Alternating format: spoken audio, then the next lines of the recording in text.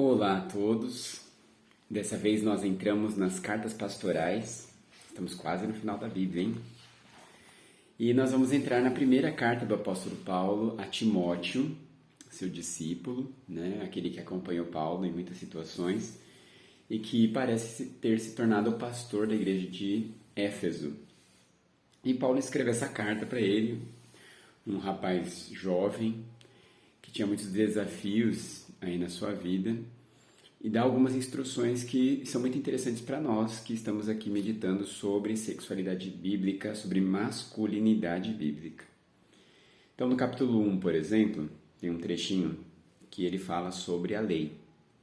A partir do versículo 8, ele fala assim: sabemos que a lei é boa se alguém a usa de maneira adequada.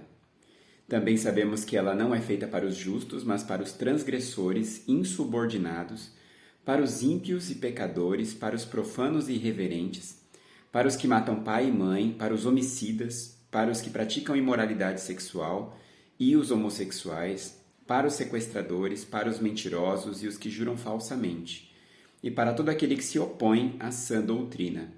Esta sã doutrina se vê no glorioso evangelho que me foi confiado, o evangelho do Deus bendito. E aí ele agradece a Deus por esse ministério, né? Ele diz que alcançou misericórdia porque fez o que fez no passado dele, na ignorância, na incredulidade, mas agora ele agradece a Cristo por ter transbordado na vida dele esse amor, essa fé. E ele diz então, por final, no versículo 15, que esta afirmação é fiel e digna de toda aceitação. Cristo Jesus veio ao mundo para salvar os pecadores, dos quais eu sou o pior. Mas por isso mesmo alcancei misericórdia, para que em mim, o pior dos pecadores, Cristo Jesus, demonstrasse toda a grandeza da sua paciência, usando-me como exemplo para aqueles que nele haveriam de crer para a vida eterna. O Rei eterno, Deus único, imortal e invisível, sejam honra e glória para todos sempre. Amém. É uma passagem muito bonita, né? É um começo aqui de carta muito especial, mas que ele nos mostra uma verdade importante.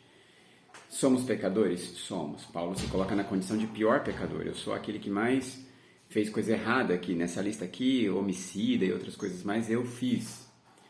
Mas Cristo me encontrou, me transformou, e agora a graça dele, o amor dele me transformou. Eu sou outra pessoa, eu não vivo mais daquele jeito lá, né? Mas a lei continua existindo e o padrão de Deus é revelado na lei. E Deus não aprova certas coisas, e ele deixa claro isso. E entre essas coisas, a imoralidade sexual, e isso, né, na sua ampla tipificação aí, né, adultério, fornicação e etc. E ele faz questão de ressaltar e homossexualidade, quer dizer, todo tipo de moralidade sexual, inclusive a homossexualidade, estão fora do padrão de Deus, fora da sã doutrina, não estão adequados à lei de Deus, ao que Deus exige do homem, né? Então, é muito importante isso aqui. E ele deixa claro que Deus pode entrar na vida dessa pessoa e transformar a vida dessa pessoa.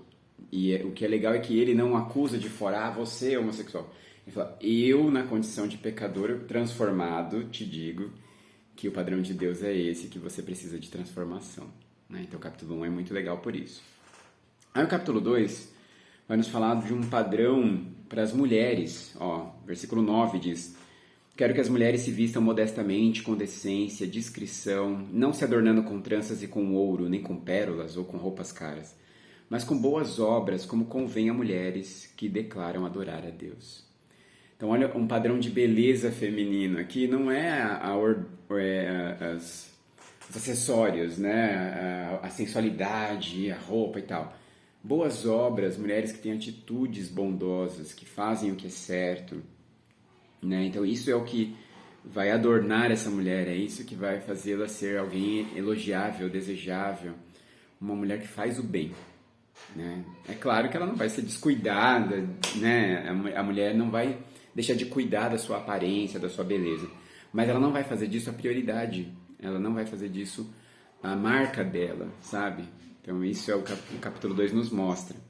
E o capítulo 3 fala do homem também, então não é só uma cobrança para a mulher, mas para o homem ele diz assim, é necessário, primeiro que é um homem que está aspirando a uma liderança cristã, né? E aí ele fala que esse homem Deve ser irrepreensível, marido de uma só mulher, moderado, sensato, respeitável, hospitaleiro, apto para ensinar, não apegado ao vinho, não violento, mas amável, pacífico, não apegado ao dinheiro. Deve governar bem sua própria tenda, ou sua própria família, tendo os filhos sujeitos a ele com toda a dignidade.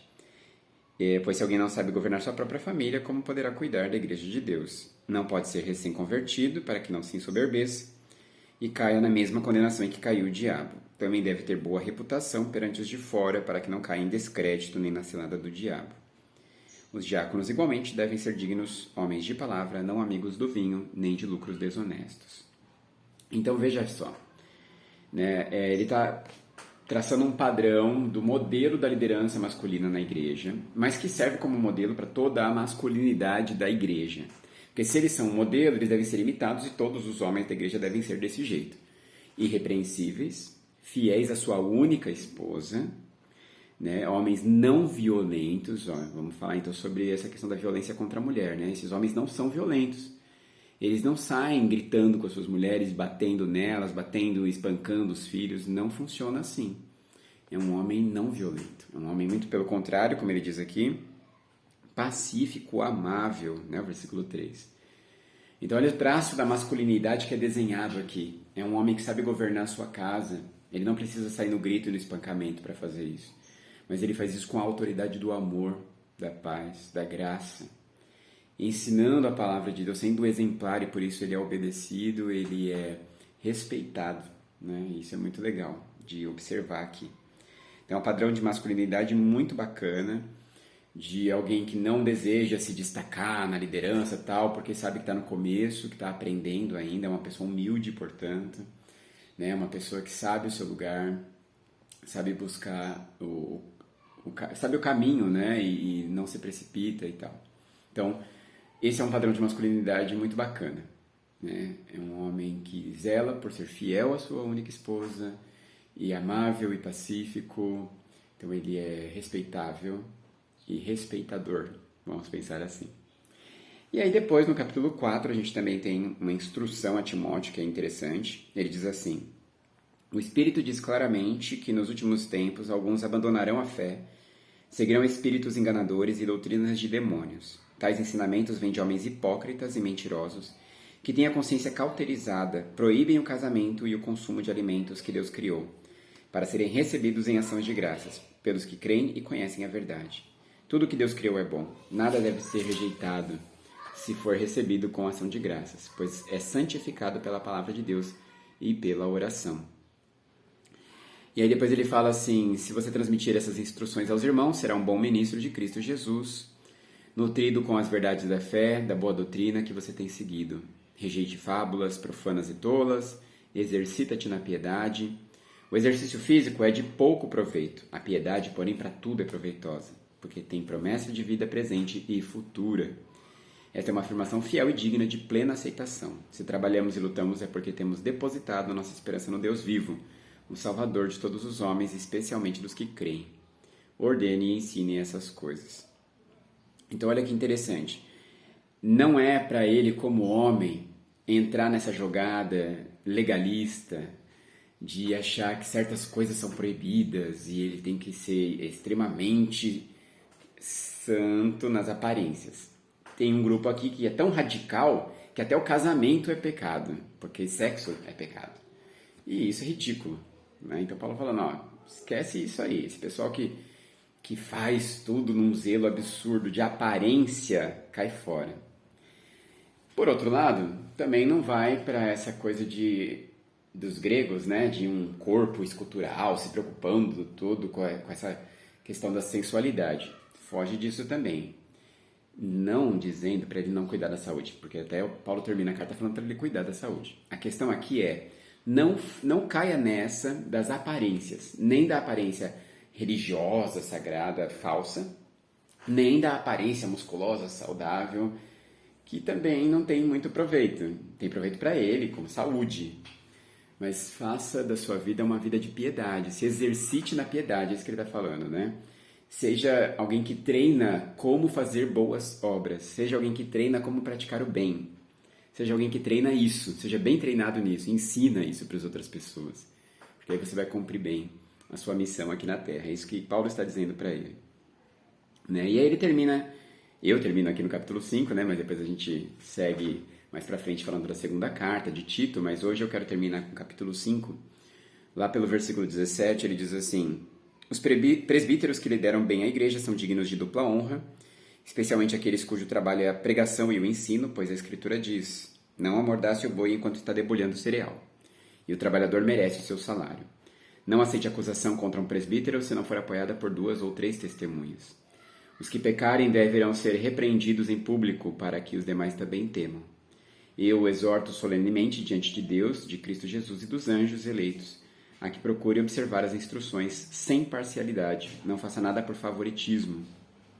Né? E aí ele segue falando para ele cuidar da saúde, como eu disse, né? Ó, não continue a beber somente água, tome também um pouco de vinho por causa do seu estômago e tal. Os pecados de alguns são evidentes mesmo antes de serem submetidos a julgamento, ao passo que os pecados de outros se manifestam posteriormente. Da mesma forma, as boas obras são evidentes e as que não o são não podem permanecer ocultas. Então aqui ele tem uma lição muito interessante.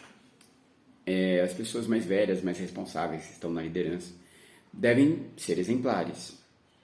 E então elas não devem ser falsamente acusadas, nem qualquer acusação contra essas pessoas deve ser facilmente acreditada. É necessário 2 ou 3 testemunhas dizendo que aquela pessoa fez tal coisa. Então a gente percebe como essa liderança honrada, respeitável, tinha peso e a voz dela era ouvida primeiro e era considerada acima da voz dos outros. Isso é muito interessante, né? É uma forma de demonstrar respeito aos pastores e líderes, né? E isso é importante mesmo. E só que ele também está exortando o seguinte: seja alguém que zela por viver essa vida de santidade certinho mesmo, né? Porque os pecados aparecerão, deverão ser exortados, curados, assim como as boas obras aparecerão e devem ser elogiadas e reconhecidas, né? Então, nossa atitude masculina boa será reconhecida, nossa atitude negativa deve ser corrigida e exortada. Então, termino aqui com essa primeira parte das cartas pastorais. A gente segue na próxima semana um pouquinho mais, mas aqui a gente já tem bastante coisa para pensar. Então, que Deus abençoe a vida de cada um de vocês.